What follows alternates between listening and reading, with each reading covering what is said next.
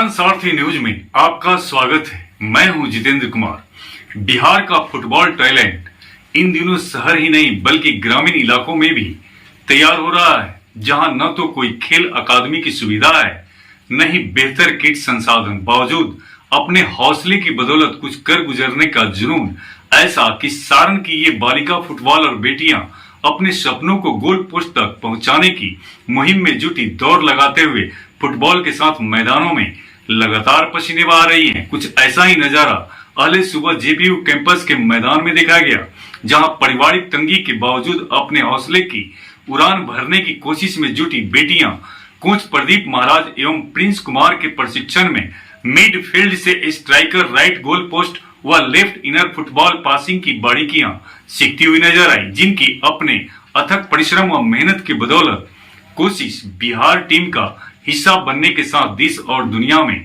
अपने जिले और राज्य का नाम रोशन करना है। किंतु खास बात यह है कि इनमें से 95% लड़कियों की आर्थिक स्थिति बेहद ही खराब है।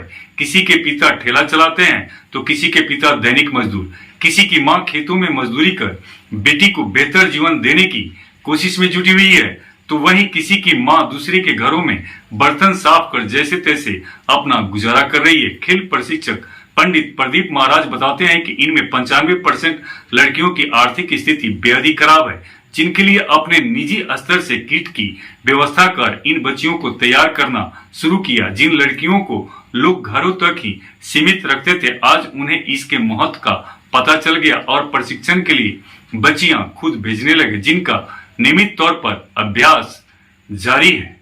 मेरा नाम गिरजा कुमारी है। मैं तो पहले मेरी माता पिता से मैंने पूछा कि मम्मी मुझे फुटबॉल खेलना है, तो वो बोली कि हाँ बेटा जाओ फुटबॉल खेले। जो मेरी प्रेरणा दी वो मेरी ममता दी है।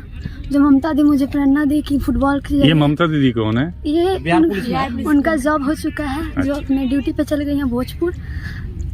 जो पहले हम लोग को पढ़ाती थी, आज हम लोग को फुटबॉल खिला रही हैं। खिलाते खिलाते फिर सर हम लोग को शिक्षा दी है कि फुटबॉल के प्रति, लेकिन हम लोग का ड्रीम था कि मेरा ड्रीम है कि आईपीएस बने।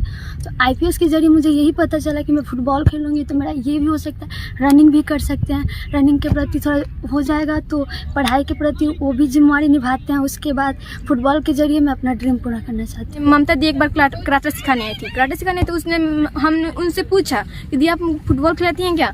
तो उनने एक बार स्टेडियम में ले गई थी। उसके बाद वहाँ से स्कूल में आए तो देखे कि बहुत सारी लड़कियां मेडल लेकर आई थी। तो मैंने जाकर ममता जी से पूछा, तो ममता जी ने बोला कि तुम 5 बजे हवाई अड्डा ना, सब लड़कियों को बोले थे। और उसके बाद ममता जी ने पूरा प्रैक्टिस कराई।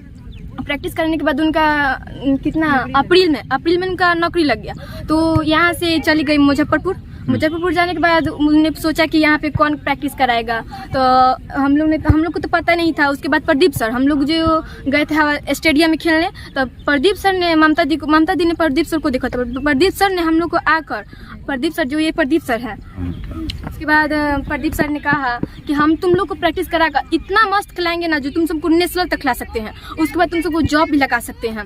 और पहला बात ये है कि हम लोग को तो सोचे थे, हम लोग तो पूरा डर गए थे कि हम लोग कब कौन खिलाएगा, कैसे हम लोग आगे बढ़ जाएंगे। तो फिर सर प्रिंस सर जो है वहाँ पे है, सपोर्ट करते हैं बहुत सारा लड़कियों लोग को तो और सपोर्ट करते हैं। सारण जिला महिला टीम को जब मैं तैयार करने लगा तो ये सोचा नहीं कि क्या होगा क्या नहीं, लेकिन एक बहुत आत्मविश्वास के साथ सारण जिला महिला टीम को हमने तैयार कराने लगा फुटबॉल का। और ये बच्ची लोग घर से निकल कर आती है और उसको मैं फुटबॉल सिखलाता हूँ, और हम लोग 2-3 आदमी मिलकर इनको फुटबॉल किट्स जो कुछ हम लोग से व्यवस्था बन पाता है वो देते हैं, ताकि हमारे सारण का नाम उज्जवल हो सके।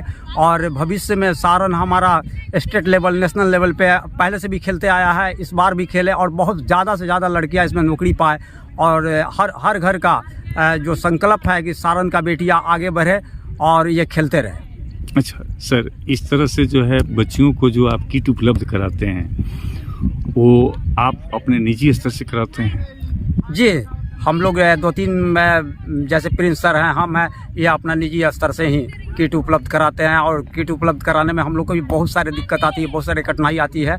और तो कभी कभी सोचना पड़ जाता है कि बच्ची को आज देते हैं, एक बच्ची को कल देंगे, ऐसे ऐसे हम लोग बिठोर के अपना पैसा सर किसी तरह बच्ची लोग का किट देते हैं। पता चला मेरी एक साथी थी ममता कि उनके द्वारा यहाँ पे प्रशिक्षण दिया जाता है और अचानक से उनका जॉब हो जाता है। तो हमने सोचा कि यही कंडीशन बहुत साल पहले मेरे साथ भी हुआ था।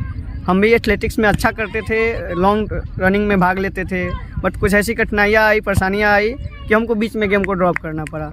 लेकिन हमने सोचा कि जो कठिनाइयाँ मेरे साथ आई वो इन बच्चों के साथ नहीं होना चाहिए। फिर हमें ज़्यादा कुछ नहीं आता है, लेकिन फिर भी हमने एक बनाया कि चलो कुछ नहीं, कोई नहीं है तो हम रहेंगे। और सौभाग्य से भगवान का हम लोग धन्यवाद करते हैं कि इसी बीच हम लोग को प्रदीप सर मिल गए, और प्रदीप सर ने उसके बाद से मोर्चा संभाला है। तब से देखिए आप आज बच्चियाँ कैसे मैदान में अपना सूख मार रही है।